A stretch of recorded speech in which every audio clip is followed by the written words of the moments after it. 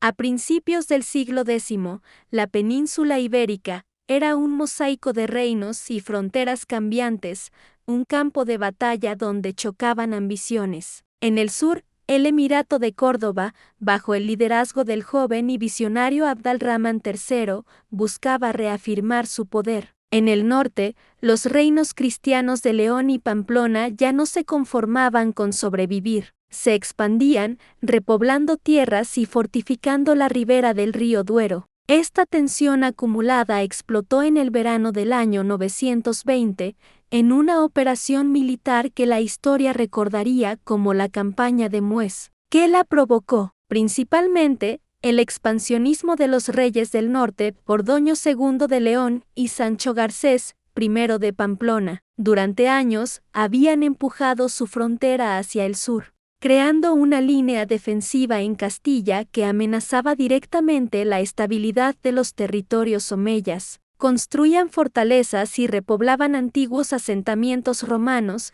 desafiando la autoridad de Córdoba. Abd-al-Rahman III comprendió que una defensa pasiva solo llevaría a la pérdida gradual de su territorio, así que lanzó la campaña de Muez con un objetivo claro: desmantelar esa línea defensiva y asestar un golpe decisivo a la coalición cristiana. Mientras las fuerzas cordobesas marchaban hacia el norte, su objetivo era neutralizar sistemáticamente los puestos castellanos a lo largo del Duero. No eran simples escaramuzas, sino una ofensiva calculada, diseñada para aplastar las defensas fronterizas. La velocidad y la escala del avance omeya causaron pánico en las cortes del norte. Ante la magnitud de la amenaza, el rey Sancho Garcés I de Pamplona pidió ayuda a Ordoño II de León. Fue un momento insólito de unidad entre las dos potencias cristianas más importantes de la época. Ambos reyes unieron sus ejércitos,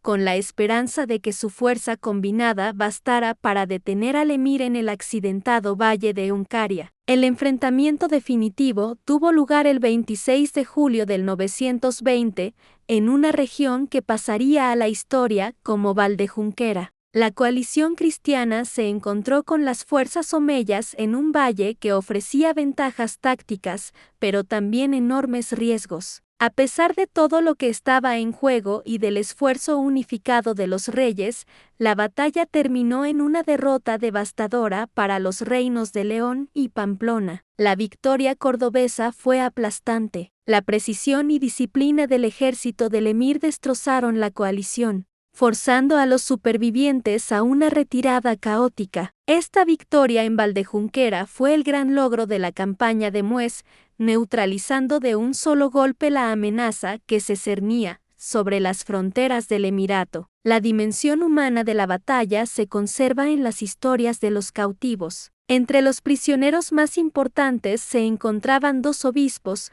Dulcidio y Hermogio. En el siglo X, los obispos no eran solo líderes espirituales, eran figuras políticas clave. Su captura representaba un golpe durísimo al prestigio y la administración de los reinos cristianos. La historia de su cautiverio nos abre una ventana a los complejos rituales de rescate de la guerra medieval. Mientras que Ordoño II logró liberar a Dulcidio pagando un cuantioso rescate, el destino de Hermogio estuvo marcado por un profundo sacrificio familiar. Según las crónicas, Hermogio permaneció cautivo hasta que su joven sobrino, Pelagio, se ofreció para ocupar su lugar como rehén. Este intercambio permitió que el anciano obispo regresara a casa, mientras el muchacho quedaba bajo custodia en la corte cordobesa. Con el tiempo, la historia de Pelagio se convirtió en una leyenda de martirio, ya que supuestamente se negó a renunciar a su fe cristiana durante su cautiverio.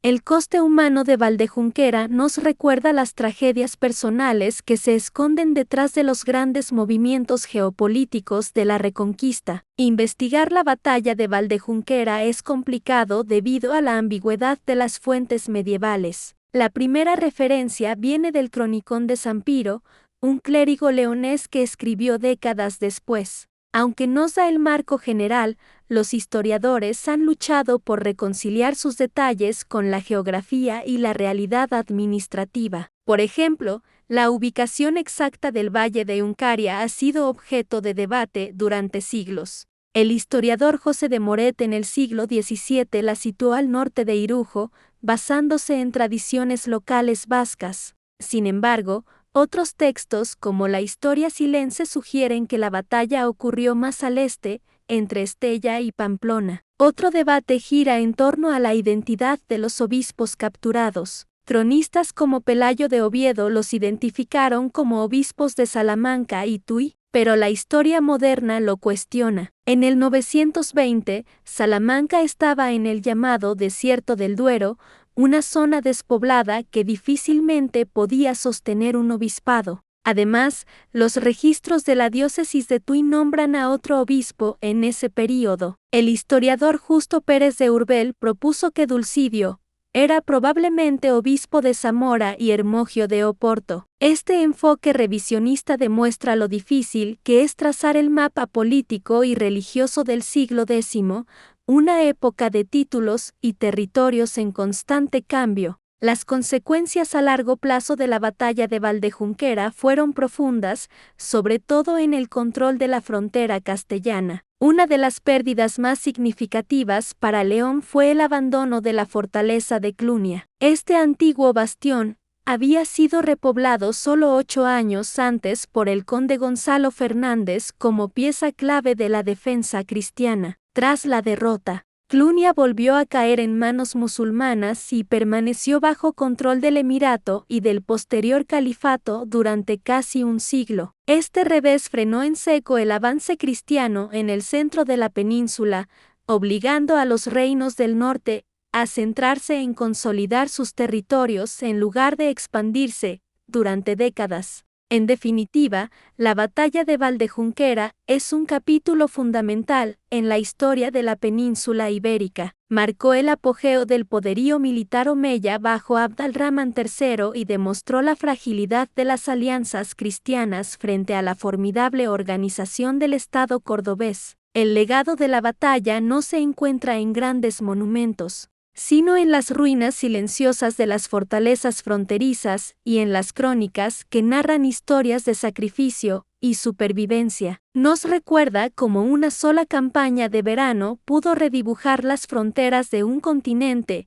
e influir en la cultura y la religión de una región durante siglos. A través de la combinación de registros históricos y análisis moderno, los acontecimientos de julio del 920 nos revelan un mundo donde la lucha por el territorio estaba inseparablemente ligada a los destinos personales de reyes, obispos y mártires. Gracias por acompañarnos en este viaje al pasado. Si te ha gustado, no olvides darle a like, suscribirte y activar la campanita para no perderte nuestros próximos videos. Hasta la próxima.